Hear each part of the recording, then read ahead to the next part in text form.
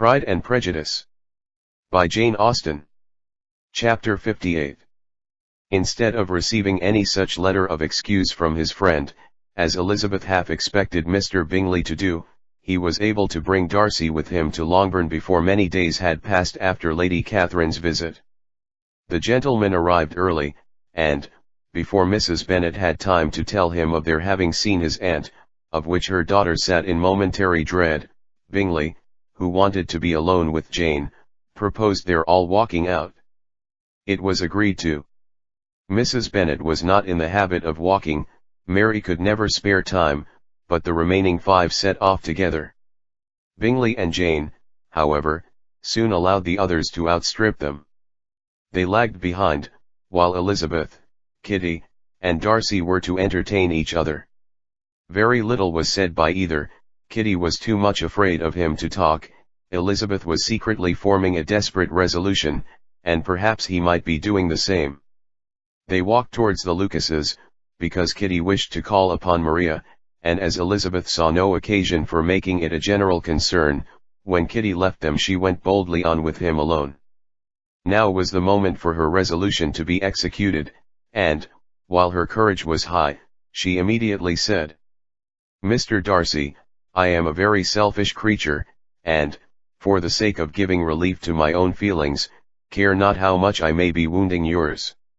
I can no longer help thanking you for your unexampled kindness to my poor sister.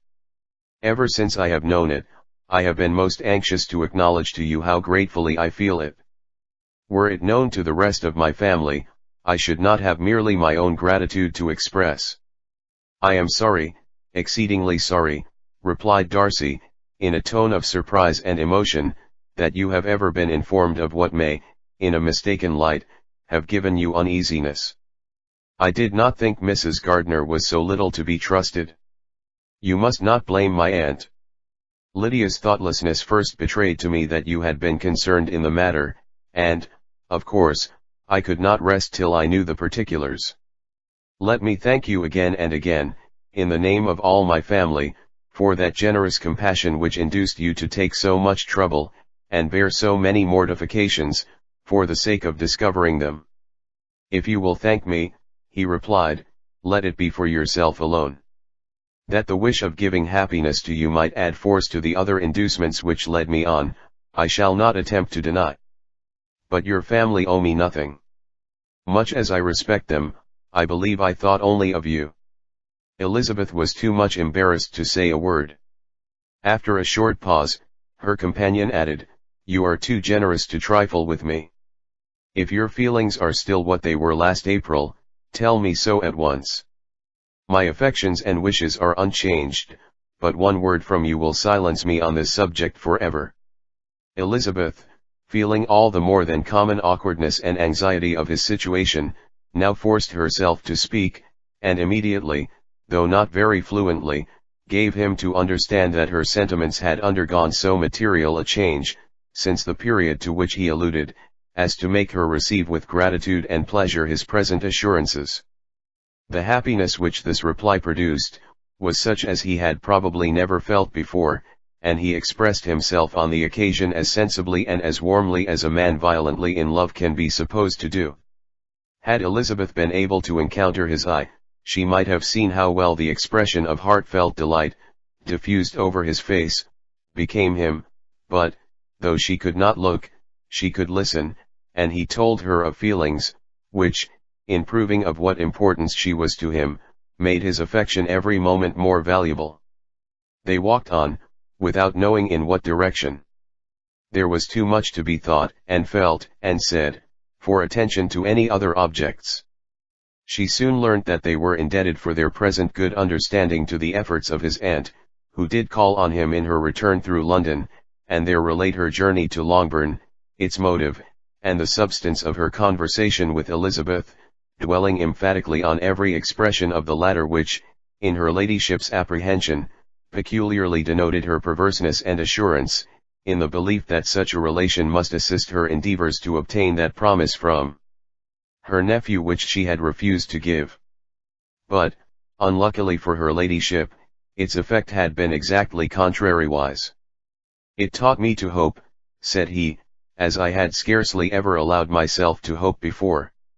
I knew enough of your disposition to be certain that, had you been absolutely, irrevocably decided against me, you would have acknowledged it to Lady Catherine, frankly and openly. Elizabeth colored and laughed as she replied, "Yes, you know enough of my frankness to believe me capable of that. After abusing you so abominably to your face, I could have no scruple in abusing you to all your relations. What did you say of me, that I did not deserve? For, though your accusations were ill-founded, formed on mistaken premises, my behavior to you at the time had merited the severest reproof. It was unpardonable. I cannot think of it without abhorrence. We will not quarrel for the greater share of blame annexed to that evening," said Elizabeth. "The conduct of neither, if strictly examined, will be irreproachable, but since then, we have both, I hope, improved in civility. I cannot be so easily reconciled to myself. The recollection of what I then said, of my conduct, my manners, my expressions during the whole of it, is now, and has been many months, inexpressibly painful to me. Your reproof, so well applied, I shall never forget, had you behaved in a more gentlemanlike manner. Those were your words. You know not, you can scarcely conceive, how they have tortured me, though it was some time, I confess, before I was reasonable enough to allow their justice. I was certainly very far from expecting them to make so strong an impression. I had not the smallest idea of their being ever felt in such a way. I can easily believe it. You thought me then devoid of every proper feeling, I am sure you did. The turn of your countenance I shall never forget, as you said that I could not have addressed you in any possible way that would induce you to accept me. Oh, do not repeat what I then said. These recollections will not do at all. I assure you that I have long been most heartily ashamed of it." Darcy mentioned his letter. "Did it," said he, "did it soon make you think better of me? Did you, on reading it, give any credit to its contents?" She explained what its effect on her had been, and how gradually all her former prejudices had been removed. "I knew," said he, "that what I wrote must give you pain, but it was necessary. I hope you have destroyed the letter. There was one part especially, the opening of it, which I should dread your having the power of reading again. I can remember some expressions which might justly make you hate me. The letter shall certainly be burnt, if you believe it essential to the preservation of my regard, but, though we have both reason to think my opinions not entirely unalterable, they are not, I hope, quite so easily changed as that implies." "When I wrote that letter," replied Darcy, "I believed myself perfectly calm and cool, but I am since convinced that it was written in a dreadful bitterness of spirit. The letter, perhaps, began in bitterness, but it did not end so. The ado is charity itself. But think no more of the letter. The feelings of the person who wrote, and the person who received it, are now so widely different from what they were then, that every unpleasant circumstance attending it ought to be forgotten. You must learn some of my philosophy. Think only of the past as its remembrance gives you pleasure.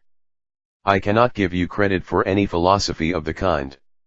Your retrospections must be so totally void of reproach, that the contentment arising from them is not of philosophy, but, what is much better, of innocence. But with me, it is not so.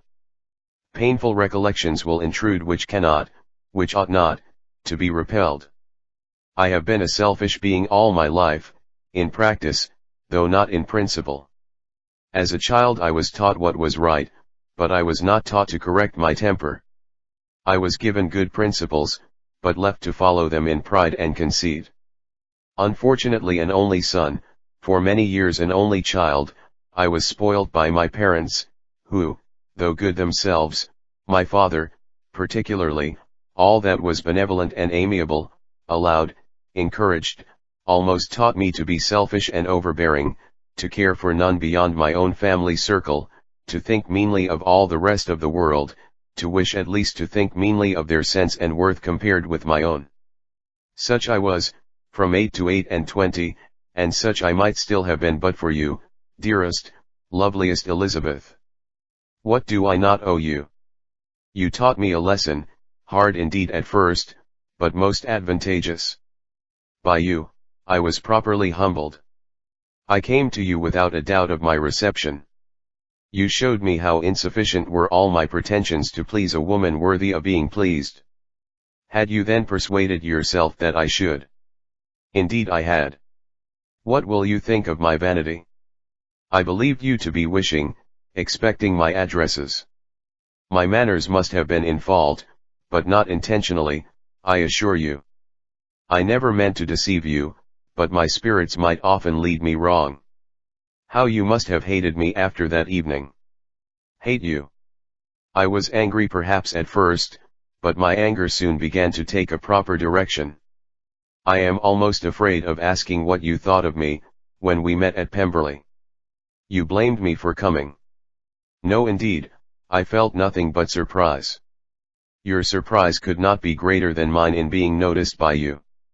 My conscience told me that I deserved no extraordinary politeness, and I confess that I did not expect to receive more than my due.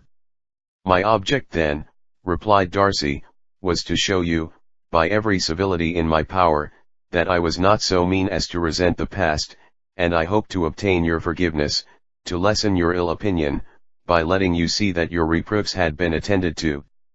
How soon any other wishes introduced themselves I can hardly tell, but I believe in about half an hour after I had seen you. He then told her of Georgiana's delight in her acquaintance, and of her disappointment at its sudden interruption, which naturally leading to the cause of that interruption, she soon learnt that his resolution of following her from Derbyshire in quest of her sister had been formed before he quitted the inn, and that his gravity and thoughtfulness there had arisen from no other struggles than what such a purpose must comprehend. She expressed her gratitude again, but it was too painful a subject to each, to be dwelt on farther. After walking several miles in a leisurely manner, and too busy to know anything about it, they found at last, on examining their watches, that it was time to be at home. What could become of Mr. Bingley and Jane, was a wonder which introduced the discussion of their affairs. Darcy was delighted with their engagement, his friend had given him the earliest information of it. I must ask whether you were surprised, said Elizabeth. Not at all. When I went away, I felt that it would soon happen. That is to say, you had given your permission. I guessed as much. And though he exclaimed at the term, she found that it had been pretty much the case. On the evening before my going to London, said he, I made a confession to him, which I believe I ought to have made long ago.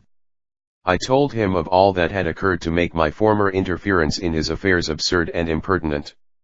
His surprise was great. He had never had the slightest suspicion. I told him, moreover, that I believed myself mistaken in supposing, as I had done, that your sister was indifferent to him, and as I could easily perceive that his attachment to her was unabated, I felt no doubt of their happiness together. Elizabeth could not help smiling at his easy manner of directing his friend. Did you speak from your own observation, said she, when you told him that my sister loved him, or merely from my information last spring? From the former. I had narrowly observed her during the 2 visits which I had lately made here, and I was convinced of her affection. And your assurance of it, I suppose, carried immediate conviction to him. It did. Bingley is most unaffectedly modest. His diffidence had prevented his depending on his own judgment in so anxious a case, but his reliance on mine made everything easy. I was obliged to confess one thing, which for a time, and not unjustly, offended him. I could not allow myself to conceal that your sister had been in town 3 months last winter, that I had known it, and purposely kept it from him. He was angry. But his anger, I am persuaded, lasted no longer than he remained in any doubt of your sister's sentiments. He has heartily forgiven me now. Elizabeth longed to observe that Mr. Bingley had been a most delightful friend, so easily guided that his worth was invaluable, but she checked herself. She remembered that he had yet to learn to be laughed at, and it was rather too early to begin. In anticipating the happiness of Bingley, which of course was to be inferior only to his own, he continued the conversation till they reached the house. In the hall they parted.